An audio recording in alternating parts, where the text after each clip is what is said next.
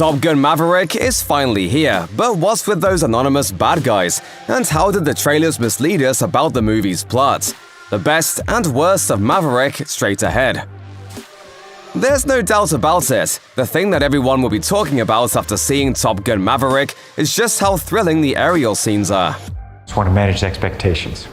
A huge part of the film obviously takes place on and over US soil, as the class trains under Maverick's tutelage. But even those practiced dogfights are a shot of pure adrenaline, as the old dog has plenty of tricks up his sleeve to get the best out of the new pilots. But when they start training for the extreme G-force they'll deal with on their mission, director Joseph Kosinski really cranks up the tension. Maybe it's the fact that Goose dies in the original, but there's definitely the feeling that any member of the team could be killed at any second. When the team actually manages to pull it off and they destroy the uranium plant, it feels so satisfying for the audience because we know how hard they've worked to get this far. The film does a pretty good job of carving out the tense relationship between Maverick and Bradley Rooster Bradshaw, and it's understandable why the young pilot would be so hostile toward his father's best friend, considering the circumstances. But even so, it comes across like the audience is missing something. Eventually, Maverick confesses to Penny that he pulled Rooster's Navy papers to stall his career. Why? Because he'd made a promise to Goose's wife that he'd stop Rooster from ending up like his dad. No, we don't see Meg Ryan reprise her role. We're only told that Maverick made her the promise before she died. It's a poor choice of plot development because it doesn't actually achieve anything. Yes, Rooster's career was pushed back a few years, but he still winds up becoming an ace pilot. And he's not at a disadvantage alongside the rest of the squad. The reveal about the promise also doesn't drastically change his relationship with Maverick, since it was already strained in the first place because of Goose's death. Top Gun Maverick is an epic race against time to blow up a uranium plant, one that requires expert precision and just the right amount of speed to make it into and out of the mountains. And although it goes smoothly for the most part, one moment sees Rooster nearly get gunned down, and Maverick uses his own plane to save him by throwing himself in the way. It's here the film throws the audience a curveball by ramping up the tension in a new way, as Maverick crash lands behind enemy lines and even tries to outrun a gunship that tries to annihilate him as he runs through the snow. It feels like an extra chunk of the movie that we didn't pay for, because by that point, the movie and the trailers had lulled the audience into thinking that all the action had to take place in the skies. It feels very unpredictable in the best way.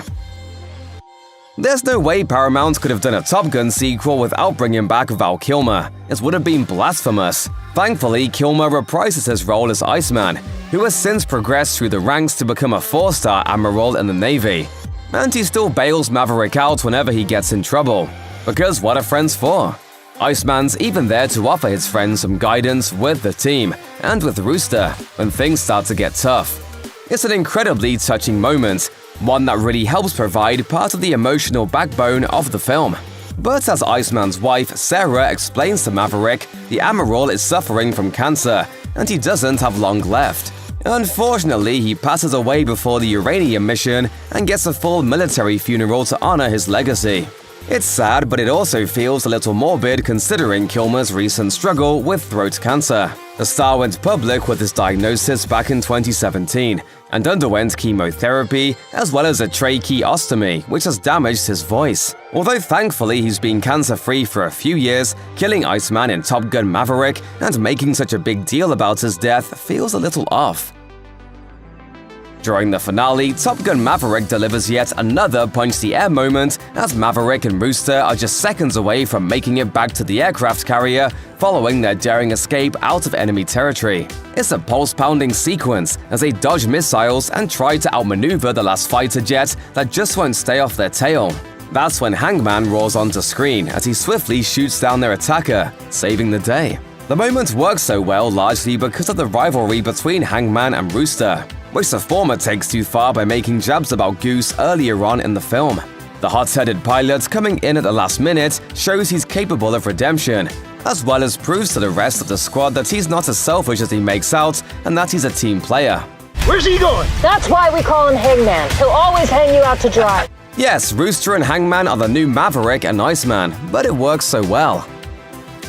Unfortunately, there's one element of the big mission that doesn't quite work so well, and that is encapsulated by this question: who exactly is the US Navy bombing? During the briefing early on in the film, it's made clear that the uranium plant will help the country's enemies produce nuclear weapons, and that's why it has to be blown to smithereens. But the Top Gun sequel avoids actually explaining who it is they're up against. The only thing we know is that this nation exists in a snowy, mountainous region to the east somewhere.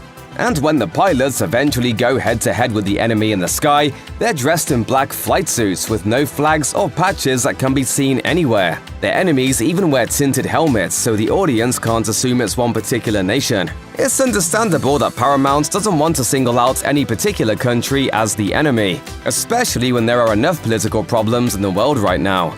But avoiding the issue entirely almost makes it more obvious. The easy option would be to just have the enemy as some kind of rogue terrorist cell. Then it wouldn't look like the studio is trying to tiptoe around real-world situations. Of course, this could also be attributed to the fact that Paramount wants to make the sequel universally accessible, rather than alienating a specific market. Tom Cruise is obviously one of the biggest A-list actors in the world, and when he makes a movie, he makes a movie.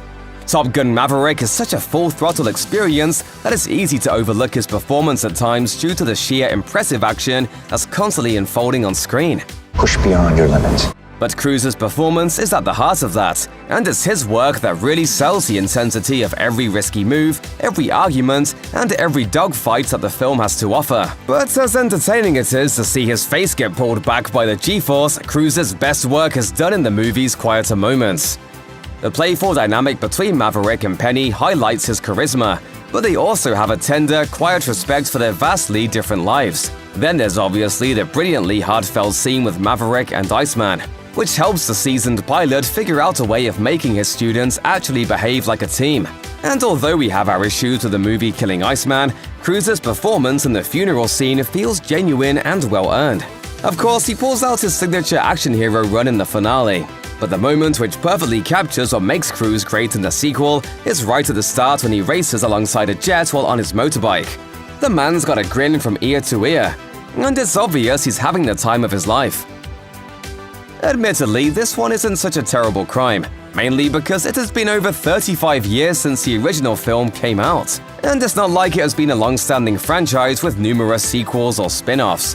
Some nostalgia is to be expected, but it's almost like a paint-by-numbers affair at times. Everything you jokingly think of in a Top Gun sequel is definitely there. It even kicks off with a montage sequence of aircraft carrier crew members prepping fighter jets for takeoff set to the iconic Kenny Loggins classic from the original soundtrack Danger Zone. There's tense rivalry between pilots, only this time it's Rooster and Hangman rather than Maverick and Iceman. And of course, there's the obligatory shirtless beach scene where they all kick back with some team-building exercises. The 2022 movie even recreates Maverick and Goose singing Great Balls of Fire on the piano, but with Rooster and the rest of the pilots at Penny's bar instead. It's not that these things are bad, it's just that they're a little predictable. Thankfully, director Joseph Kosinski mostly leans on the right side of nostalgia here. And although it doesn't look like there will be a Top Gun 3 anytime soon, the baton has clearly been handed over to Rooster, Hangman, and the rest of their squad.